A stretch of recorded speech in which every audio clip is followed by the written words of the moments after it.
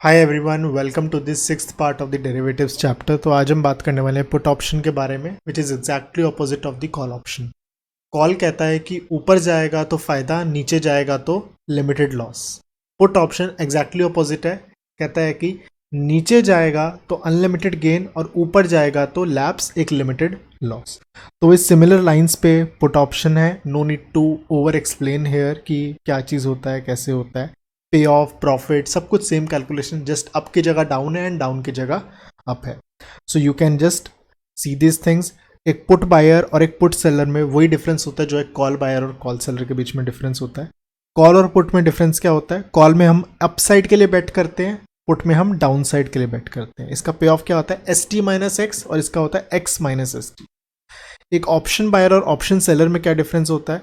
तो ये वॉलेटिलिटी को लव करता है, इसकी थोड़ी सी फटी होती है, इसका एक नेगेटिव पे ऑफ नहीं हो सकता।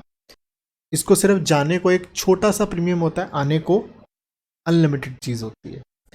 अलग अलग पोजीशंस की बात करेंगे, इनमें से कौन कौन से बुलिश हैं आप खुद बताइए। This is homework. So and the answer is this.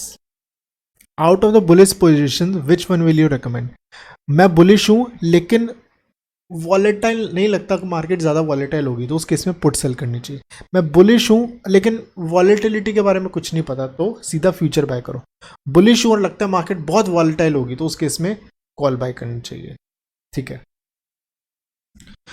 एक ट्रेडर है, बजट से पहले लगता है कि बजट एक बहुत ही एक्सट्रीम इवेंट होने वाला है, या तो बहुत ही ऊपर जाएगी मार्केट या तो बहुत ही नीचे जाएगी मार्केट, तो उस केस में पुट एंड कॉल दोनों बाय करनी चाहिए। दूसरा पर्सन कहता है ये जो है ना बजट, इसे नॉन इवेंट होने वाला, मार्केट में कुछ नहीं होना, ना ऊपर जाएगा ना नीचे जाएगी, तो उसको कॉल एंड पुट दोनों को सेल कर लेना चाहिए। कुछ डायलॉग्स हैं। Future are both long and short at risk, but options are only short at risk. एक ऑप्शन सेलर है, एक ऑप्शन सेलर है, that is future buyer and seller both are risky in options, but only seller is risky. मैंने अगर option buy किया, छोटा सा amount जा सकता है, लेकिन सेल किया I can lose unlimited amount, तो that's why only short is at risk in option, but futures में लॉन्ग और शॉर्ट दोनों रिस्क में होते हैं। Option buyer has a low probability of winning.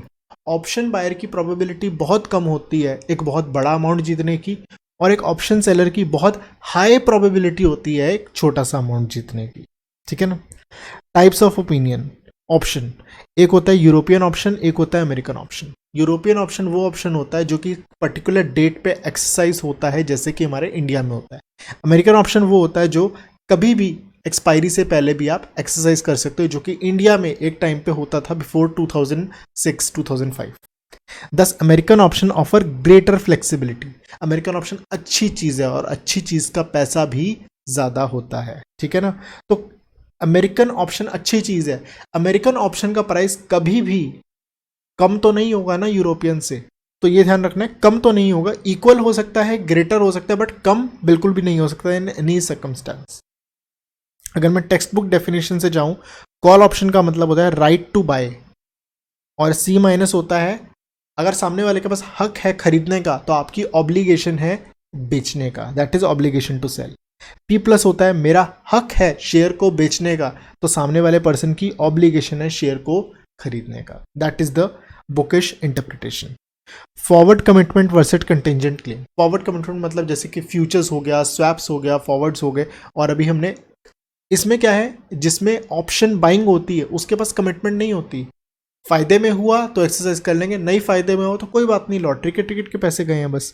Forward commitments are commitments to buy or sell something, जहां पे दोनों को कुछ ना कुछ करना पड़ेगा, यहाँ पे एक्सरसाइज होगा ही होगा।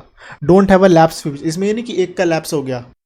Both parties are under an obligation and right, दोनों का ऑब्लिगेशन और दोनों का राइट भी है। कंटिंजेंट क्लेम्स में क्या होता है, क्लेम तब होता है जब किसी का पॉजिटिव पे ऑफ आता है, राइट, और अगर लैप्स होता है तो कोई कुछ नहीं करता।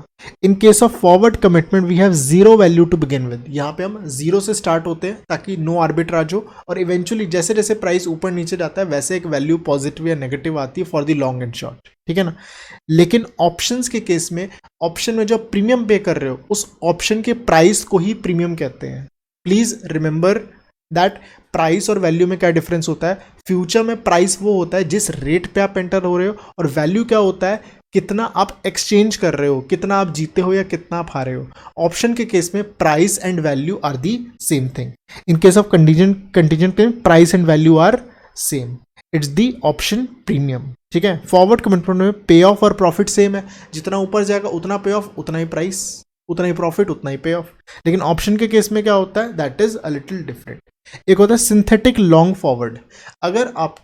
अगर आपको एक ऐसा आपको फॉरवर्ड खरीदना है लेकिन बिना फॉरवर्ड खरीदे, कैसे खरीद सकते हो आप एक कॉल बाय कर लो और पुट सेल कर लो। इससे क्या होगा, अगर शेयर ऊपर जाएगा तो अनलिमिटेड ऊपर जाएगा, अनलिमिटेड फायदा होगा, और अगर नीचे जाएगा तो अनलिमिटेड लॉस होगा। ये तो बिल्कुल फ्यूचर बाय की तरह हो गया। एंड सिंथेटिक शॉर्ट फॉरवर्ड अगर करना है तो put buy and call sell कर दो। पुट बाय का मतलब नीचे जाएगा तो फायदा, कॉल सेल का मतलब ऊपर जाएगा तो नुकसान। अनलिमिटेड की बात हो रही है, ठीक है ना। नीचे अनलिमिटेड, ऊपर भी अनलिमिटेड, यहां प्रॉफिट, यहां लॉस। ठीक है, अगली बात करते हैं purpose and controversies related to derivatives. How do derivatives contribute to economy. Liquidity ज़्यादा हो जाती है, जो लोग शॉर्ट करना चाहते हैं शॉर्ट कर सकते हैं, लॉन्ग करना चाहते हैं लॉन्ग कर सकते हैं, लिक्विडिटी इंप्रूव हो जाती है, ट्रांजैक्शन कॉस्ट कम होती है।